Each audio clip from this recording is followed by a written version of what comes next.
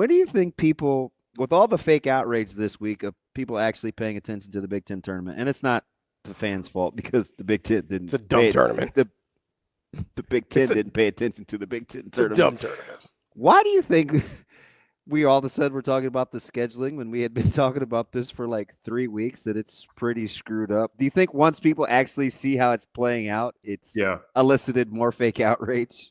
Well, I think whenever you actually and let's be honest, like when you say the Big Ten did this, the coaches voted for it. Like I don't think they knew. That I think they knew. More teams in. Oh, okay, cool. We have an opportunity. I don't think they knew how it was going to play out. No, you're right. And I was going to say, here's what I think happened. I think you walk into the discussion and say, how can we as a league get more teams into the tournament?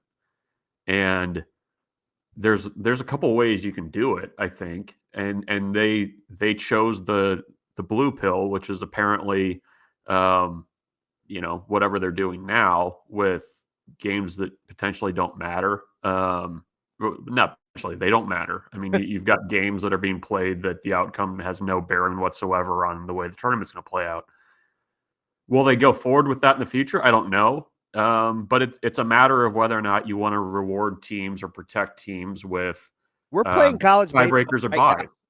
It's on like we're playing. There's 4 games today, Bruntzy. I know, and I kind of I was looking at the forecast for this weekend, and there's a chance of rain tonight, and they're moving games around.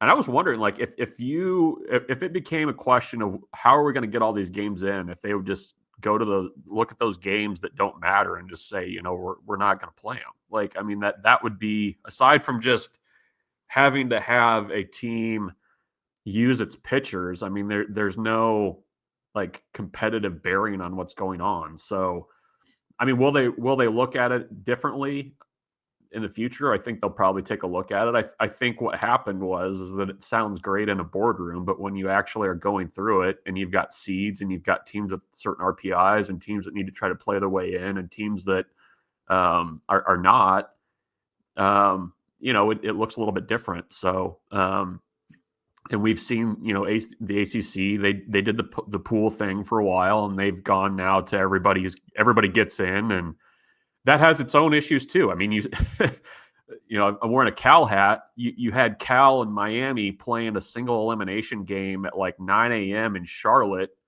Miami got run ruled before lunch, and they were on the way back home. Like, is that any better? I don't know. But meanwhile, Cal is playing 14-12 games against Wake a couple hours later, right? Right.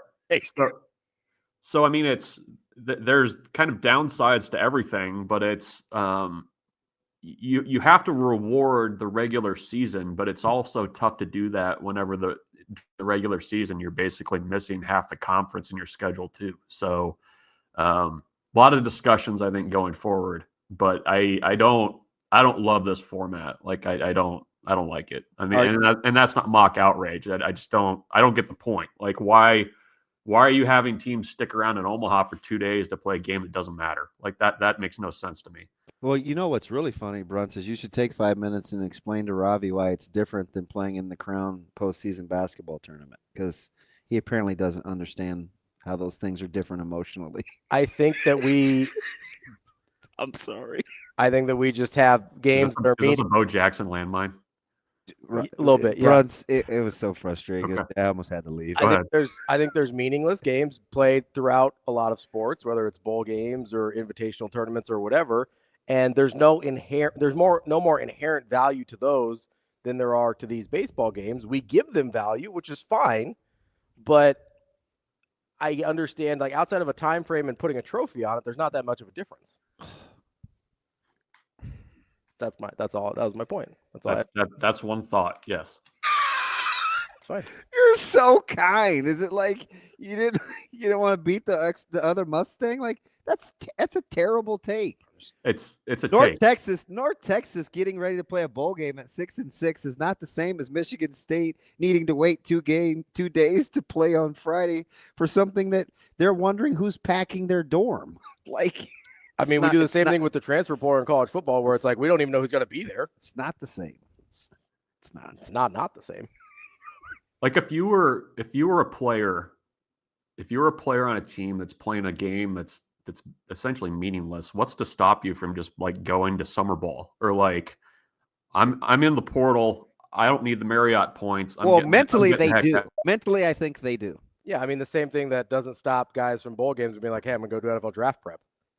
Well, they're not playing, Ravi. They would opt out. Let's knock it off. So I mean, jeez, it's a horrible analogy. Seems like there's a lot of similarities. Shane's just laughing because he knows, Bruntz, that 2 days ago or yesterday, it almost set me.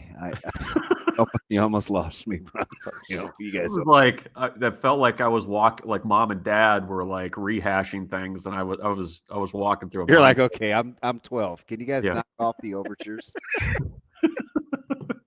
I've been here before. Hey, so like, are you cheering for? Are you looking at this? And who's UCLA got? Michigan this morning, right? Is it Michigan? I'd have to look at the schedule. God, I know it's like they moved it up. Are we cheering for anybody? Because I get it. It's like, well, what's Oregon's incentive?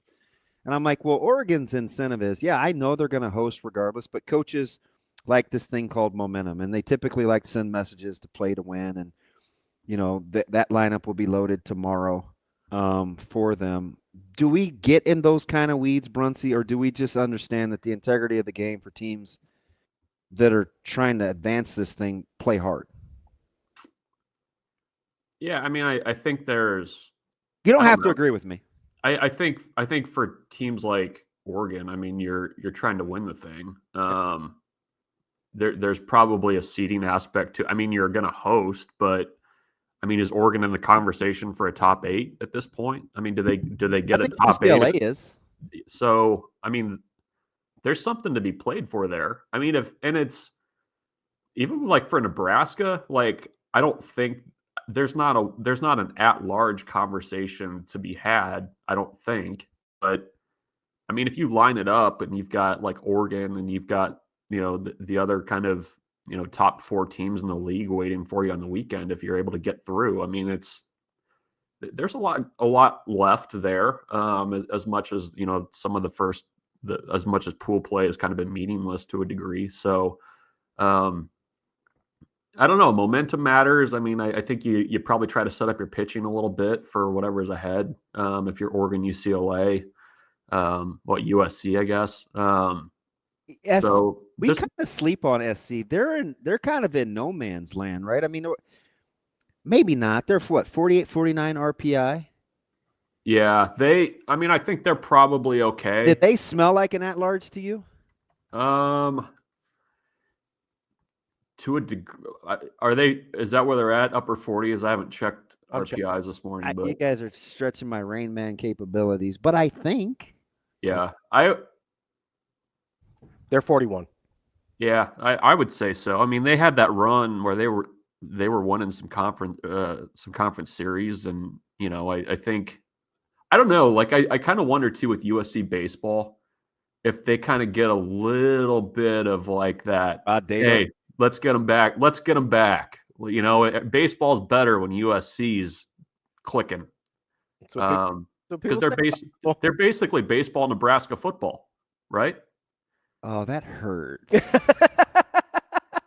Line up the time periods. It's not that far off. Oh, I hate smart people. 70s, 90s, and then crickets. 98 was the win over Arizona State. Okay, bro. National title win over Arizona State. Yep. Kind of been wandering in the wilderness. Arguably my favorite college baseball game. You're not even that old. Which I am. That drives me even more crazy. That is the Rolodex. I think that's I think I was at that World. I was at that. I was at that. Yeah. The 21-14. Smart people. Greatest game of all time. It's like a pool. Since we're talking pools, it's Nebraska football, USC baseball, and Indiana basketball, right? That's the three-headed monster. Are we swimming in the deep end or the shallow end of that pool? See, and funny thing, treading water. Not to relitigate this is I've maintained this, and it's a very unpopular take, Bruntz, but Nebraska's football success is more of an outlier than any of those two aforementioned, and historically more of an outlier relative to its own benchmark. Like the fact that Nebraska was good when it was good, how it was good, is mind-boggling, to be honest, given the height of its success and how we're structured and located. Yeah. It is an anomaly. That's fair. I just can't figure out how USC can't find good baseball players in Southern California. So we've had this conversation. We talked about it with Fitty a little bit, Aaron Fitt and Kendall Rogers. You just think it's a money thing, Bruntz, where there's been that great seismic shift from the left coast to the Bible Belt?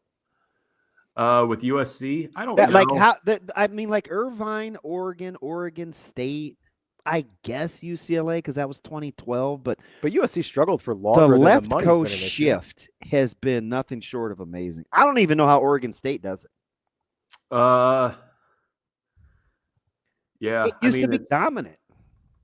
Yeah, I mean, I think I'm probably speaking out of school a little bit here. I mean, I think there's probably more. It's interesting too with USC because for a while, I mean, it's different now, but it felt like if you were a private school, and Vanderbilt, I think, did too, but like you could make the baseball money work a little bit more in your favor if you were a private school versus a public school. I mean, that was something I was always told, but I mean, we saw that with like Stanford and some of these other programs that were really successful at a high level for a long time.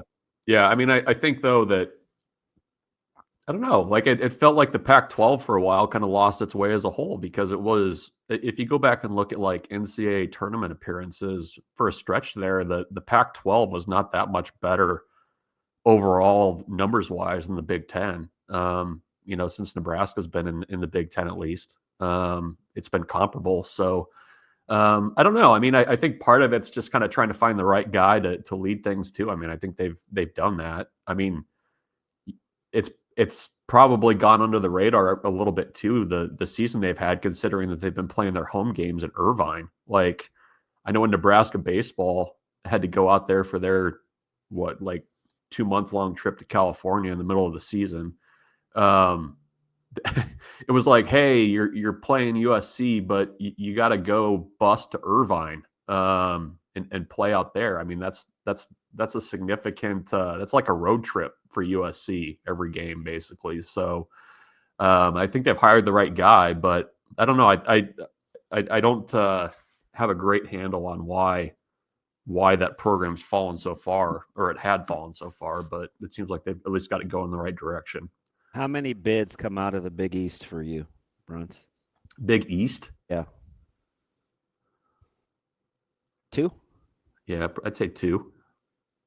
Okay. Xavier and Creighton. Are those your 2? I think UConn. I mean, they're going to be in the discussion because both UConn and Xavier are ahead of Creighton. And remind me, Creighton has how many top 50 wins do they have? They don't have a quad one. They haven't even played one. They haven't even played a quad one. Right. I know. So I don't know. That's something that you have to kind of talk about, I guess. But I don't know. I mean, I think Creighton probably could match up pretty well. I would not want to see Creighton as a 3 seed in a regional. I know that much. Just because of the pitching depth. I mean, they kind of have that. They play with an edge. Baylor's might be one of the best players in the region. Yeah. So that delivery was something else. I think it's very Millard Northian. Your guys' delivery and snark. That was incredible. Hey, speaking of Millard North, how about those uniforms? I like the black look. Yeah, those were nice. Oh, let's all support one another. Those were nice. Because they used to. Do they still do they used to have a gray? It was like gray with like a pinstripe. Oh, but I like the black alternates a little bit more. I kind of like West Side Soccer whites. What'd you guys think about those? Nobody cares. Yeah, so back in the day, they had the all whites with the MN. Yeah. And then they had the gray pinstripes that said, I think, Mustangs across it. And now they got the black alternates with the Stangs across. That's pretty nice. Yeah, the hat looks good. I saw that a couple times on your guys' social media there at Hurrdat and really enjoyed these uniforms. We need to get a hold of our guy Behringer, see if he can get us a couple of those hats, Bruntz. Well, so is Bruntz's guy now too by association? Yeah, Miller North guy. Come on. No, I get it, but come on.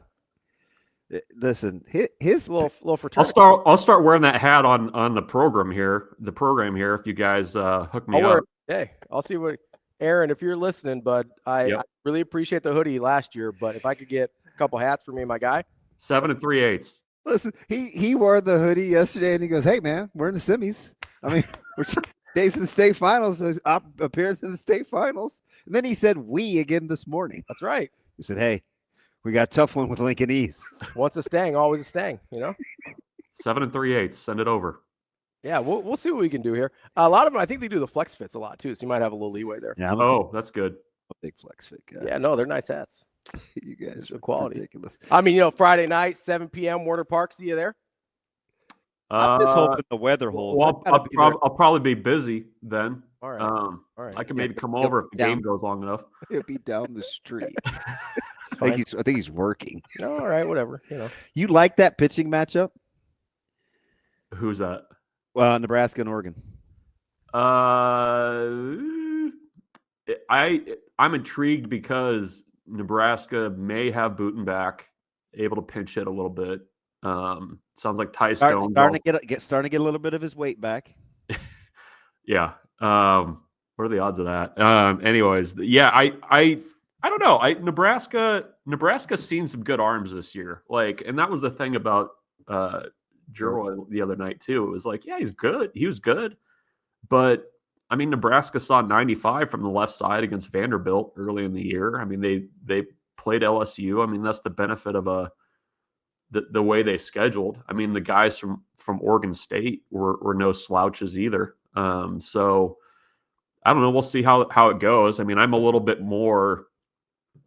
be a little bit more concerned about what Nebraska is going to do on their pitching side with how they're going to line that up. But because that's a really good Oregon lineup with not many holes in it. So, at least for Nebraska's lineup, I think if they are dialed in approach wise, they kind of wear on starters and drive pitch counts up. But are you a little iffy because Broderick was stretched a little?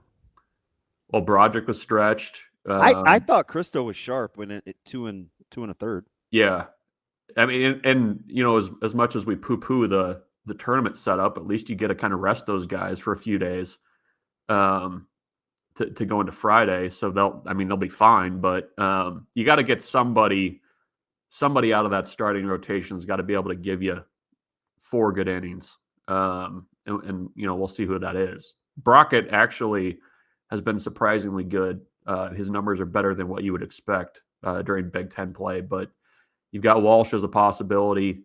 You've got Brockett. I mean, maybe you almost do like a starter, just a pass the bucket kind of thing too. But you got to get somebody to give you a little bit of depth and kind of calm things down a little bit. Well, I tell you, that misplayed ball in right field is worth about another $4,500 in the stands for tomorrow night. So it's true. No, I just still can't believe it happened. Yeah, that might be worth something. I was going frame by frame, trying to figure out how the heck he dropped that ball. Where it went wrong. Yeah, it just it was right in the pocket and popped out. But people make fun of me for using an infielder's glove in the outfield, saying I'm giving up a few inches. I'm like, I've been doing that for 50 years. Nothing new with a baseball glove. I just like to be able to feel it. It's those outfield gloves. They suck. I think I probably would have gone 2 hands on that one just to make sure I had it. Does that? I don't know with the liner like that. I don't really have any problems with how he played it. I'm not a 2 hands like outfield guy. It's kind of a looping liner. I don't know, Bruntz. It's kind of right at him. It was. Plus, probably just need to catch that ball. I mean, if it's above my waist, I like my fingers up, and I certainly don't want my other hand if it doesn't have a lot of lift. That's just me. It was that was it was an outlier because Michigan State has not typically been this season a great defensive team, but they were playing really, really good defense. Pico had a great play coming in. What, the inning before? Yeah, probably them at the time, and then kind of gave it back a little bit later. But which is interesting too, because some teams that hadn't picked it real well Ole Miss got away yesterday. They kick it around the yard. They won last night, giving up 3 errors or having 3 errors against Florida too. So I don't know, man. Postseason is. It's a delightfully stupid game this time of year. I have to It's say. just Like, it's just a really hard sport. It is. And it's like it's just magnified this time of year, which is it's kind of fun, right? Like that's the fun part of it. I mean, as long as you're not the one that's making the mistakes, I guess. I'm so childish too. I was like, ooh, I hope UCLA and Oregon are cold. I hope they're too cold to be good. Like 50s. Let's go 50s. But you're like Coach Rule trying to get these guys out here in November. Well, hopefully it'll have some advantages. Playing uncomfortable, and then maybe UCLA can't wear like those sweet blue pajamas that they wear at the. I mean, I'm looking for any advantage here. The baby Bruntz. blues. Yeah. That's just me. Sorry, Cal guy. That's all right. That's all right. Go. That's all right. We'll see what we can do about getting you a new hat for. Listen, I like Cal. Anti-protest guy. Big Cal guy though. Big Cal guy. Okay. Oh, you were a big Malcolm X guy for a while. That's pretty protest. Yeah, he did a 180. He came back around. He did some protesting. It's fine. He ended up liking people. Big protest guy. I'm just saying. Bruntz, this dude needs a babysitter. I'm not qualified. Yeah. I appreciate you, Bruntz. You don't work too hard tomorrow. I won't. Hat in the mail. Make it happen. We'll see what we can do. All right. See you guys. I got it. See you, Bruntz.